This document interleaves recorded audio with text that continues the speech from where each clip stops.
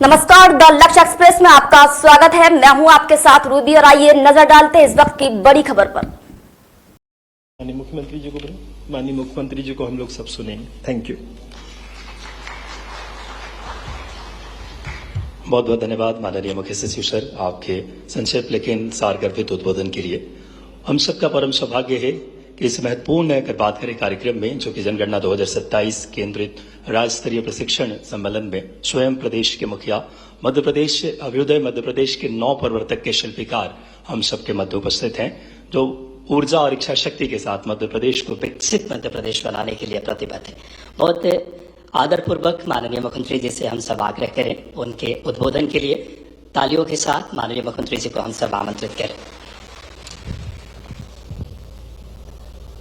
जनगणना 2027 के प्रथम चरण के राज्य स्तरीय कॉन्फ्रेंस के इस कार्यक्रम में मंच पर विराजमान मुख्य सचिव माननीय अनुराग जैन जी, जनगणना आयुक्त माननीय मृत्युंजय जी, SCS नीरज मंडलोई जी, SCS शिवशेखर जी, अभिषेक सिंह जी, कार्तिकेय जी, इस अवसर पर प्रदेश भर से हमारे सभी प्रशासनिक जिले और संभाग के मुखिया, सच ये जरा इस बार की जनगणना भले ही 8वीं है, लेकिन सबसे हटके भी है। एक तो ये आमतौर पर 10 साल के समय सीमा के बाहर जाने वाली है। जो चक्री क्रम आपका आता था वो उसका क्रम तो 21 में निकल गया, लेकिन अब ये 26 चल रहा है। तो 26 में हम अपने उस समय से थोड़ा बाहर जा रहे हैं। लेकिन ये बात भी सही कि कोविड और कठिन काल में स्वाभाविक रूप से वो संभव नहीं था उस परेशानी को।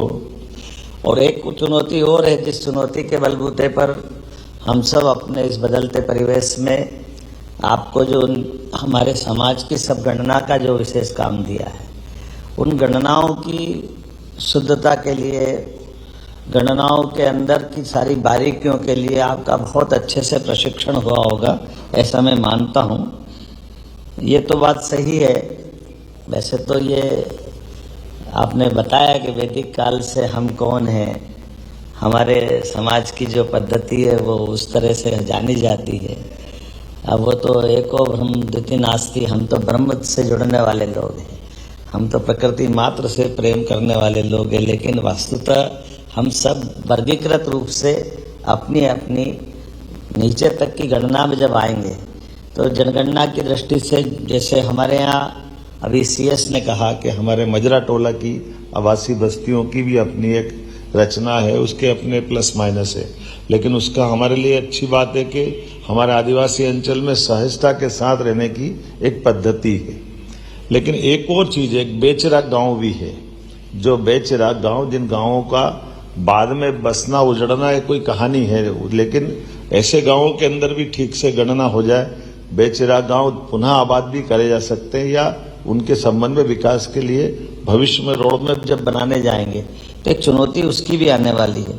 वैसे आप सब इसकी चिंता करेंगे।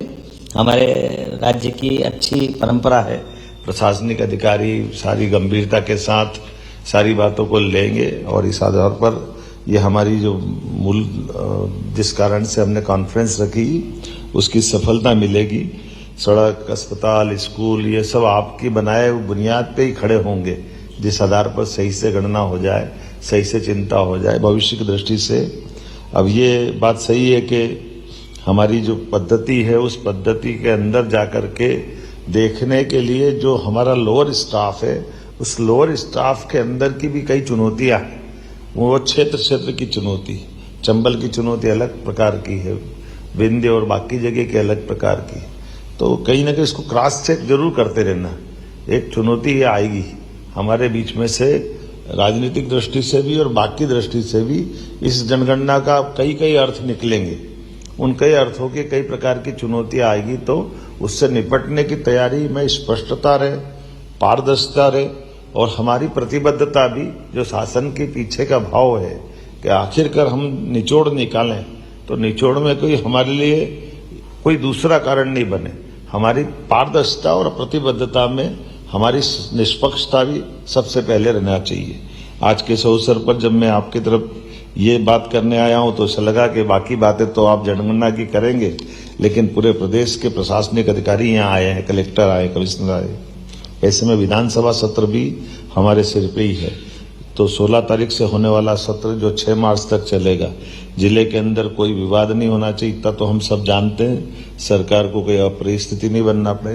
कहीं न कहीं हमारी अभी जो घटनाएं ध्यान में आ रही है, उन सबसे आप सब चुनौती के साथ, लेकिन जल रचनाएं जो बन रही है उसमें मुआवजे वाले मसले आ रहे हैं, तो बहुत संवेदनशील तरीके से निपट लें। और ये बात सही है, आप अगर कोई कठिनाई आ रही तो मार्गदर्शन ले लें, लेकिन हम ये सब चाहेंगे कि आखिरकार विकास का कारवां भी बढ़े और हमारे व्यवस्थाओं का नियंत्रण भी हमारे हाथ में रहे।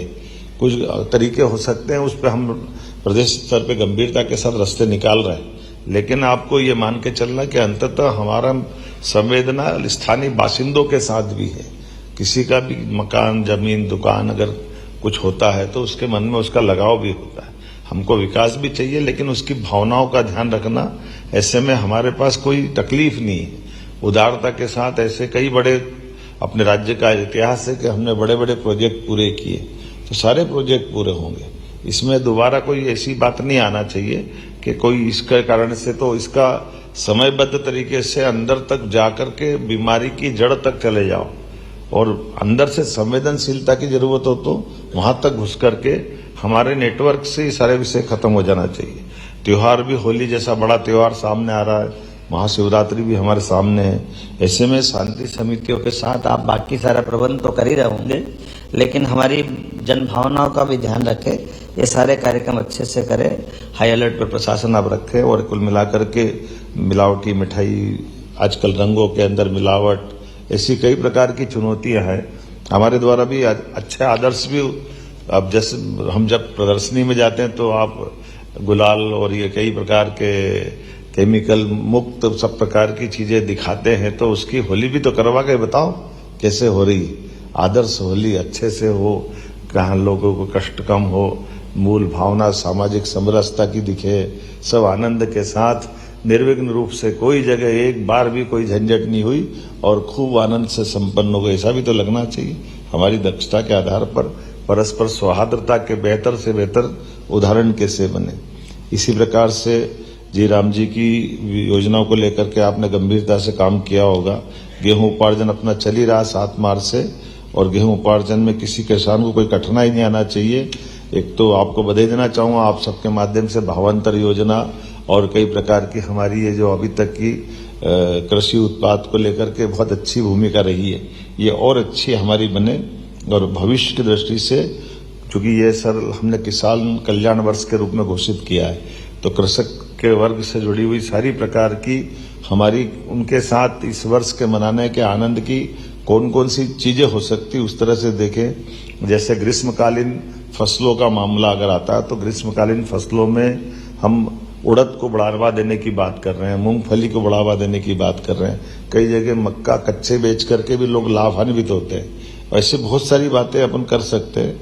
और ये जो एक चुनौती आएगी तुरंत फसलों के साथ उनके जो जिसको नरवई जलाना और कई प्रकार की चीजें, तो हम प्रयास करें आपस में स्वस्थ प्रतिस्पर्धा के आधार पर कि हमारे जिले के अंदर हम ये इसको 0 पे लाएंगे। इस बार वो नारंगी रंग किसी के यहाँ रहे ही नहीं, हमारा सबका प्रयास रहे, क्यों वो दिखे जबरदस्ती से।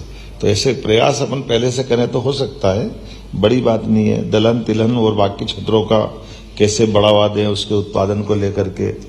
वित्तीय वर्ष के बारे में तो बोलना नहीं, लेकिन फिर भी आप सब ये समापन की ओर है, तो हमारा सभी प्रकार के खनिज, पंजीयन, आबकारी, इन सारे विभागों के वित्तीय लक्ष्यों की हम प्राप्ति करेंगे, ये अपेक्षा आप सबसे है। और एक बार फिर, चूंकि ये पूरा बड़ा अभियान है, उस बड़े अभियान में हमको दिन भर मनोयोग से बैठना भी है, उसका लाभ भी लेना है, और हमारे यहाँ विधानसभा के आने वाले सारे प्रश्नों के समय पे जवाब देकर के विधानसभा के सत्र को भी आप अच्छे से संचालित करवाएंगे। इस अपेक्षा के साथ मेरी अपनी ओर से पुनः यशस्वी प्रधानमंत्री का अभिनंदन करें, जोरदार ताली बजा करके, जिन्होंने एक बड़ा ऐतिहासिक फैसला किया। इस प्रकार की जनगणना कराना, मुझे नहीं मालूम है कि जनगणना प्रारंभ हुई और उसके बाद ये पहली बार इस प्रकार की जनगणना का रिकॉर्ड है। 1936 में आखिरी बार हुई थी, जो सामाजिक स्तर की जनगणना। सही है ना? 31 में हुई, तो 31, और अभी क्या चल रहा है? तो कितने 96 साल हुए, ज्यादा बड़ी बात नहीं है, लेकिन एक रिकॉर्ड बन रहा। हम सब मिलकर के आज जो अपने से अपेक्षा की भारत सरकार ने, उस उद्देश्य की पूर्ति करेंगे। मेरी अपनी ओर से पूरे अच्छे कार्यक्रम की बधाई। बहुत बहुत धन्यवाद। बहुत बहुत धन्यवाद माननीय मुख्यमंत्री जी। एक सम्यक दृष्टि और लगातार मध्य प्रदेश को विकसित और संवेदनशील नेतृत्व के तौर पर आपका मार्गदर्शन मिल रहा है, और इस बहुत ही महत्वपूर्ण सत्र में कार्यक्रम की अब खबरों में फिलहाल इतना ही। देश दुनिया की ताजा अपडेट्स के लिए बने रहिए द लक्ष्य एक्सप्रेस के साथ। नमस्कार।